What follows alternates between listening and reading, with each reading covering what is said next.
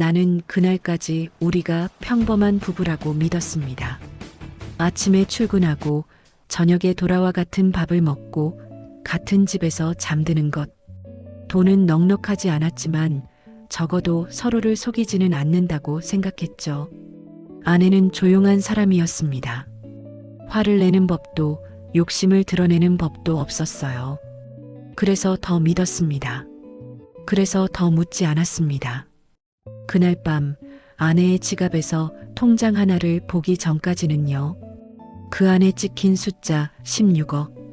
그 숫자는 돈이 아니라 제가 믿어왔던 결혼의 시간을 전부 부정하는 증거였습니다.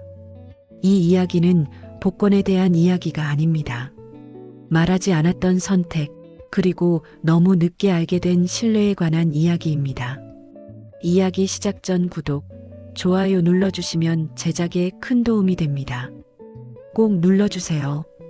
여러분 사랑해요. 이제 오늘의 이야기 시작합니다. 나는 늘 우리 부부가 특별하지 않다고 생각했다. 이것이 자부심인지 아니면 체념인지는 지금도 모르겠다. 아침이면 출근했고 저녁이면 집으로 돌아왔다. 월급날이 되면 대출금부터 빠져나갔고 남은 돈으로 한 달을 계산했다. 올려보기보다는 내려다보는 방식이었다. 얼마를 쓸 수 있을까? 어디를 더 줄일 수 있을까? 그렇게 매달을 견디어냈다. 집은 중소도시의 평범한 아파트였다. 인테리어 광고지에 나올 법한 공간이 아니었다.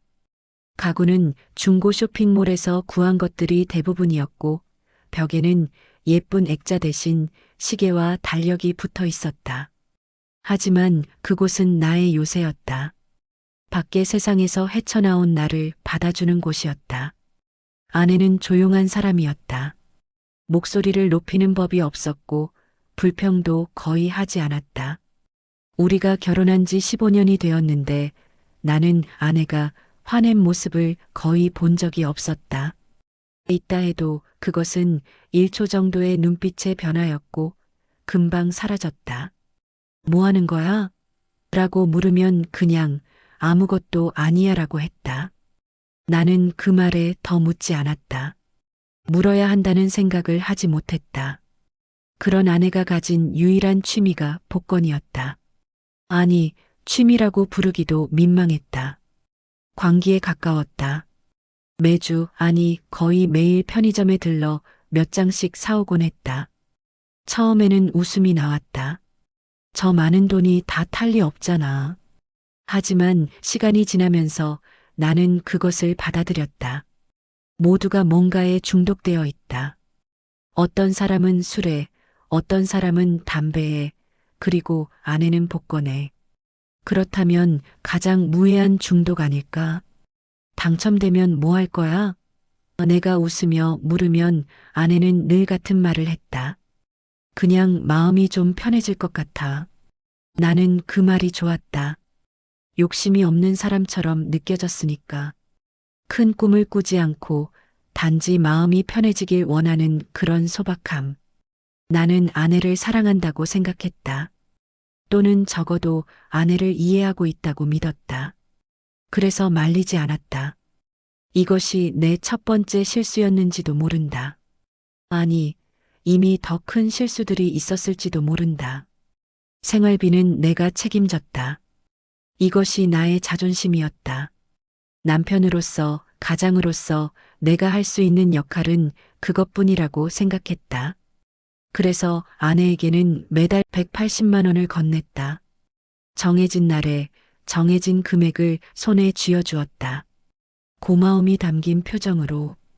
그 돈을 주며 나는 늘 말했다. 이것밖에 못 줘서 미안해. 그 말은 내가 매달 반복하는 의식이 되어버렸다. 마치 무언가를 기도하듯이, 혹은 무언가를 진정하듯이. 아내는 그때마다 작은 미소로 받았다. 괜찮아. 충분해. 그 말이 나를 위로했다. 정말로. 나는 그 말을 들으면 조금은 덜 초라해진 기분이 들었다. 어둠 속에서 누군가 손을 내미는 것 같은 기분.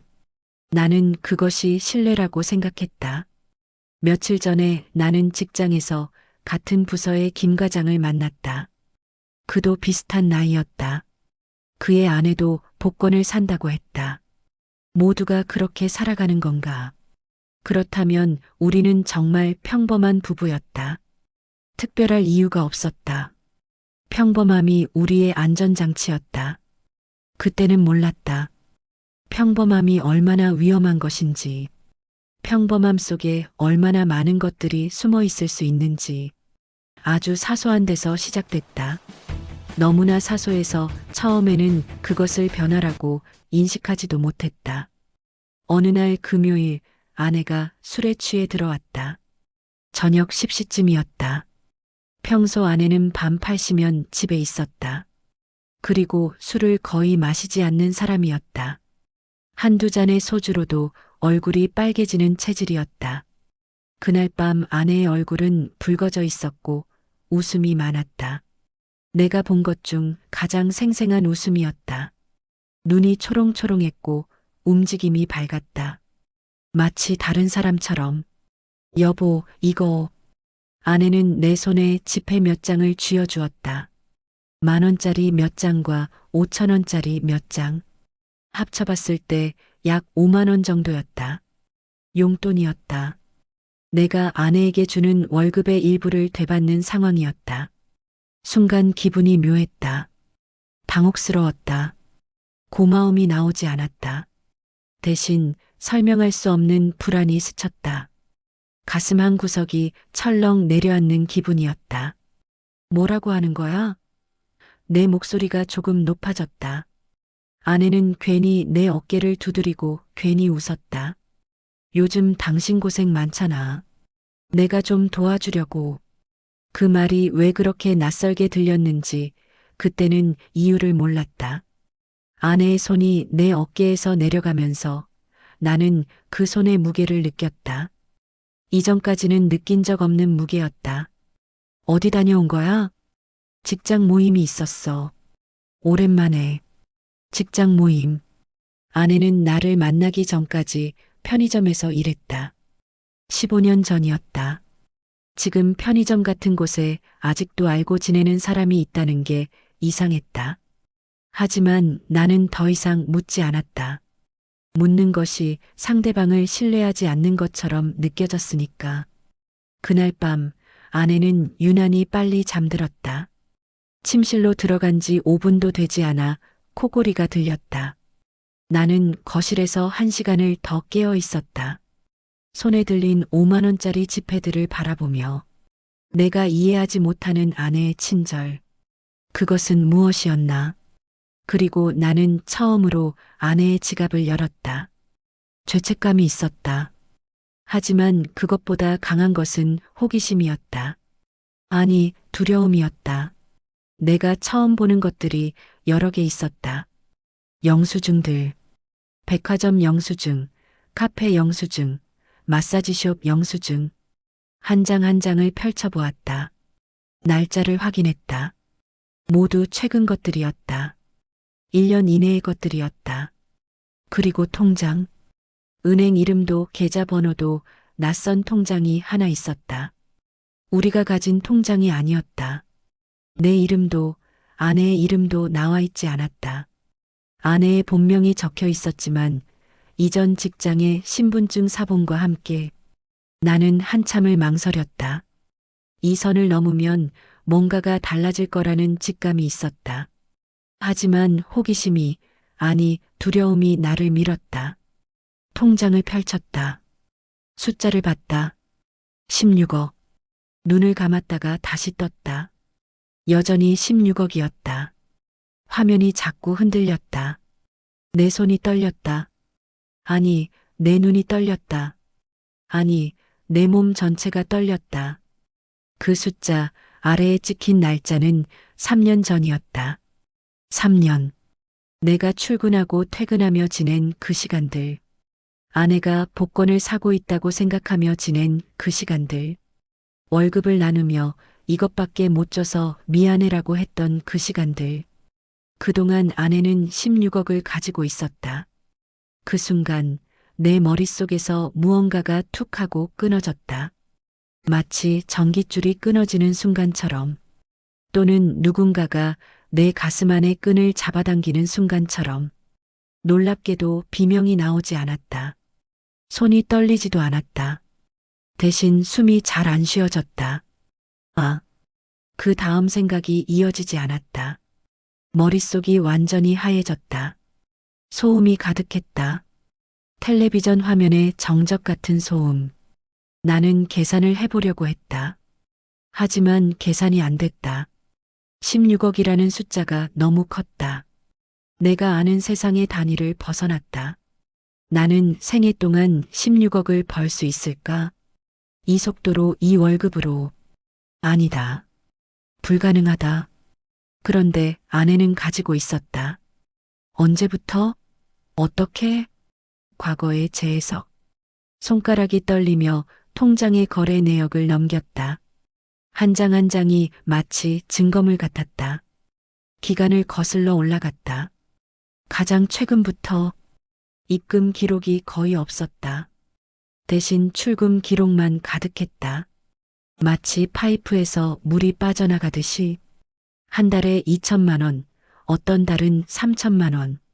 그것도 여러 번에 걸쳐서. 잔액이 6억 5천만 원으로 줄어들어 있었다. 3년 전 16억에서 나는 손가락으로 거래 내역의 날짜들을 따라가며 나의 지난 3년을 떠올렸다. 2021년 겨울, 나는 출장지 부산에 혼자 있었다. 회의가 길었고 저녁은 혼자 먹었다. 호텔 근처의 작은 분식점, 떡볶이와 순대. 가격을 먼저 확인했던 기억이 난다. 8,000원. 합리적인 가격이라고 생각했다. 그날 밤 나는 숙소로 돌아와 아내에게 문자를 보냈다. 밥 먹었어? 아내는 답장을 보냈다. 응, 당신은? 사실 나는 아내에게 돈이 있다는 말을 듣지 못했다. 아내는 그냥 응했을 뿐이다. 2022년 겨울, 외투를 꺼냈다. 작년 외투. 그 해도 지난 5년을 같은 외투로 견뎌냈다. 재킷처럼 사계절을 하나의 외투로. 가끔 한 번씩 드라이 클리닝을 했지만 기본적으로는 같은 것이었다. 나는 거울 앞에서 혼잣말했다. 아직 입을 만하네. 그 말이 나를 위로했다. 낭비하지 않는 사람. 절약하는 남자. 그렇게 자신을 속일 수 있었다. 2023년 여름. 휴가 계획을 세웠다. 아내는 어디 가고 싶으냐고 물었다. 나는 생각했다. 돈을 얼마나 쓸 수 있을까? 그리고 생각했다. 차라리 집에 있자. 차박이라도 하자. 우리는 차로 강변에 가서 하루를 보냈다. 아내는 투덜거리지 않았다. 오히려 좋아했다. 별을 보며 앉아 있었다. 나는 그 모습을 봤고 그 모습이 아름답다고 생각했다. 하지만 지금 생각해보니 그것은 무엇이었나? 동정이었나? 아니면 죄책감이었나? 통장을 다시 들었다. 16억이 줄어들며 남은 흔적들. 한 달에 3천만 원씩 사라지는 돈들. 그 돈이 어디로 갔는지는 통장에 나와 있지 않았다. 출금이라고만 적혀 있었다. 계좌이체, 현금 인출, 직불카드. 직불카드. 아내가 직불카드를 가지고 있었다. 그것도 몇 장을. 나는 그것을 본 적이 없었다. 또는 본 것 같은데 신경을 쓰지 않았다. 내가 모르는 아내. 내가 보지 못한 아내. 혹은 내가 보고 싶지 않았던 아내. 나는 통장을 닫았다. 다시 열었다. 다시 닫았다. 마치 그렇게 반복하면 숫자가 달라질 것 같았다. 그것은 악몽이었나? 나는 거실 소파에 앉아 있었다. TV는 켜져 있었지만 소리를 듣지 못했다. 화면도 보이지 않았다. 내가 알고 있는 이 집은 무엇이었나? 나는 이 집의 남편이었나? 아니면 세입자였나? 나는 침실로 들어갔다. 새벽 1시였다. 아내는 깊은 수면 중이었다. 한쪽 팔이 침대 가장자리로 흘러내려 있었다. 평상시처럼 그렇게 자고 있었다. 나는 아내를 깨웠다. 부드럽지 않게 일어나. 아내의 눈이 떠졌다.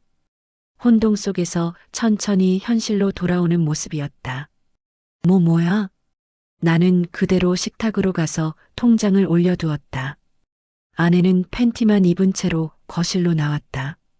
여름이었다. 쌀쌀한 새벽 공기가 흘러다니고 있었다. 이게 뭐야? 그것은 질문이 아니었다. 거의 선고에 가까웠다. 아내는 통장을 들었다. 한참을 바라봤다. 얼굴 표정이 변하지 않았다. 아무런 감정도 드러나지 않았다. 마치 남의 일을 보는 것처럼. 이게 뭐냐고 물었어. 아내는 천천히 고개를 들었다. 그 눈이 나를 바라봤다. 내가 3년을 함께 살아온 그 눈이 나를 보고 있었다. 내 복권이야. 잠시 침묵이 흘렀다. 뭐? 복권? 나는 다시 물었다. 음성이 떨리고 있었다. 3년 전이라고 적혀 있어. 정확히 3년 4개월 전. 아내는 조금도 흔들리지 않은 목소리로 말했다. 그래. 내가 당첨된 거야. 내 돈인데 당신이 왜 상관해? 그 질문이 나를 완전히 멈추게 했다. 멈춤이라는 게 이런 건가? 심장이 계속 뛰지만 모든 것이 정지되는 느낌. 당신이 왜 말하지 않았냐는 거지? 뭐 말해야 하나? 아내의 목소리에는 어떤 방어도 없었다. 하지만 거기에는 철벽이 있었다. 16억이라는 돈을. 복권은 세금이 많이 나와. 국세청에 신고하고 이것저것 하다 보니까 처음에는 조금 불편했어. 이렇게 몰래 두고 싶지는 않았는데. 그럼 왜 말하지 않았어? 당신이 이것밖에 못 줘서 미안해라고 할 때마다 나는 정말로 당신이 고생하는 줄 알았어. 미안하다고 생각했어. 그래서 아내가 말을 멈췄다. 그래서 뭐야? 아무것도 아니야. 아내는 통장을 다시 들었다. 한 번 더 바라봤다. 마치 그것이 누군가 다른 사람의 것인 것처럼. 나는 침실로 돌아갔다. 그리고 그 뒷모습을 봤다. 3년을 함께 살아온 전혀 모르고 있던 사람을. 식탁에 남겨진 통장. 16억. 아직도 16억이었다. 아니, 9억 5천만 원이었다. 이제 나는 깨달았다. 아내가 누구인지, 그리고 나는 누구인지, 그리고 우리가 무엇이었는지. 추적 의문의 심화. 그날 이후 집안의 공기가 달라졌다. 우리는 같은 공간에 있었지만 서로를 피해 다녔다. 식탁에 마주 앉지 않았고 눈을 마주치는 일도 없었다. 나는 일을 하는 척했다. 아내도 평소와 다르지 않은 척했다. 하지만 나는 더 이상 잠을 잘 수 없었다. 새벽마다 통장을 꺼냈다. 이미 수십 번은 본거래 내역을 다시 또 들여다봤다. 처음엔 단순히 어디에 썼을까가 궁금했다. 명품? 도박? 남자? 하지만 이상했다. 그런 흔적이 없었다. 백화점 이름이 거래 내역에 거의 없었다. 고급 브랜드 매장도 보이지 않았다. 유흥업소로 보이는 상호도 없었다. 대신 이상한 이름들이 반복됐다. 실버케어, 요양센터, 의료기기. 처음엔 눈에 들어오지 않았다. 그저 낯선 이름일 뿐이었다. 하지만 같은 이름이 몇 달 간격으로 꾸준히 반복된다는 걸 깨닫자 가슴이 서늘해졌다. 요양원? 나는 검색창에 그 이름을 쳤다. 화면에 뜬 사진은 내가 생각하던 곳과 달랐다. 밝은 외관, 조용한 정원, 휠체어를 탄 노인들. 그 순간 머릿속에서 또 하나의 질문이 생겼다. 왜 나는 이걸 지금까지 몰랐을까? 칠막 발견. 약 1500자 공간의 진실 침묵의 이유. 나는 어느 날 아내를 따라 나섰다. 미행이라고 하기엔 너무 조심스러웠고 너무 늦었다. 아내는 아무 말 없이 외출했고 나는 몇 분 뒤 집을 나왔다. 버스를 갈아타고 택시를 타고 한참을 갔다. 아내가 내린 곳은 도심에서 조금 떨어진 조용한 동네였다. 낮은 건물 하나, 정문에 적힌 글자, 실버케어. 그 이름을 보는 순간 내 다리가 굳었다. 나는 한참을 건물 앞에 서 있었다. 들어가야 할지 돌아가야 할지 결정을 못한 채 결국 들어갔다. 안은 이상할 정도로 조용했다. 병원 특유의 냄새와 비슷하지만 다른 공기. 접수대 직원이 나를 바라봤다. 무슨 일로 오셨어요? 나는 잠시 망설이다 물었다. 여기 서연 씨 어머님 계십니까? 직원은 고개를 끄덕였다. 네. 따님이 자주 오세요. 그 말이 가슴을 쳤다. 얼마나 오래 계셨습니까? 직원은 컴퓨터를 확인하더니 말했다. 거의 2년 넘으셨어요. 초기엔 통원하시다가 상태가 급격히 나빠지셔서요. 2년. 나는 그 2년 동안 아무것도 몰랐다. 따님이 항상 비용은 깔끔하게 처리하세요. 정말 성실하신 분이에요. 그 말이 칭찬처럼 들리지 않았다. 그날 밤 나는 아내에게 말했다. 요양원에 다녀왔어. 아내의 손이 멈췄다. 설거지를 하던 손이 수도꼭지 위에서 그대로 굳었다. 왜 거길 갔어? 거래 내역에 계속 나오더라. 아내는 한참을 말이 없었다. 그리고 천천히 고개를 숙였다. 엄마가 2년 전에 치매 진단을 받았어. 나는 의자에 앉았다. 처음엔 촉이라고 했어. 금방 좋아질 줄 알았어. 왜 나한테 말 안 했어? 아내는 잠시 웃었다. 웃음이라고 하기엔 너무 짧았다. 말하면 당신이 감당해야 할 것 같았어. 그건 내가 결정할 문제야. 아내는 고개를 저었다. 아니, 내가 결정하고 싶었어. 그 말에 미묘한 진실이 섞여 있었다. 당신은 항상 미안해했잖아. 돈 이야기만 나오면. 그걸 보면서 나는 당신한테 더 얹고 싶지 않았어. 그래서 16억을 숨겼어? 숨긴 게 아니라 쓰임을 정한 거야. 아내는 숨을 고르고 말했다. 복권에 당첨됐을 때 나는 처음으로 이 돈이 내 인생을 바꿀 거라고 생각하지 않았어. 그럼 엄마의 시간을 조금이라도 늘릴 수 있겠다고 생각했어. 잠시 침묵. 그리고 아내는 덧붙였다. 하지만 솔직히 말하면 당신한테 설명하고 설득하고 함께 결정하는 게 너무 버거웠어.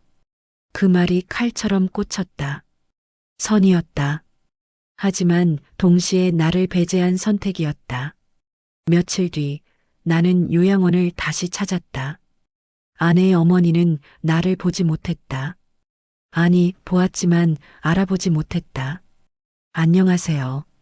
내가 인사를 했을 때 그분은 웃었다. 누구세요? 그 한마디가 모든 걸 설명했다. 돌아오는 길 나는 생각했다. 우리는 서로를 속였던 걸까? 아니면 서로를 지키려다 다른 방식으로 망가진 걸까?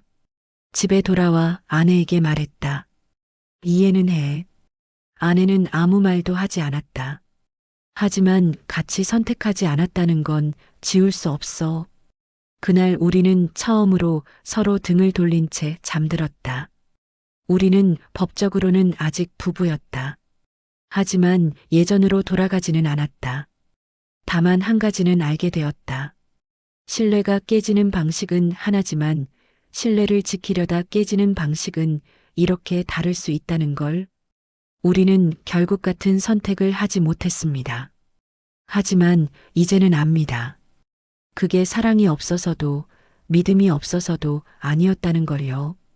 아내는 혼자서 감당하려 했고 나는 묻지 않는 것으로 책임을 다했다고 믿었습니다.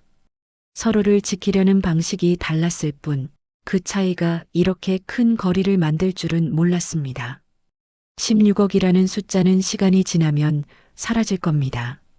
하지만 말하지 않았던 순간들, 함께 결정하지 못했던 선택들은 아마 오래 남겠지요. 이 이야기가 누군가의 잘못을 가리기보다는 침묵이 얼마나 쉽게 관계를 멀어지게 하는지 한 번쯤 돌아보게 만들었으면 합니다. 우리는 틀린 선택을 한 게 아니라 서로 다른 선택을 너무 오래 혼자서 했을 뿐이니까요. 구독과 좋아요는 이 채널이 계속 이야기를 이어갈 수 있는 힘입니다. 그리고 무엇보다 오늘 하루 애쓰신 여러분 자신을 꼭 챙기시길 바랍니다. 건강이 먼저입니다.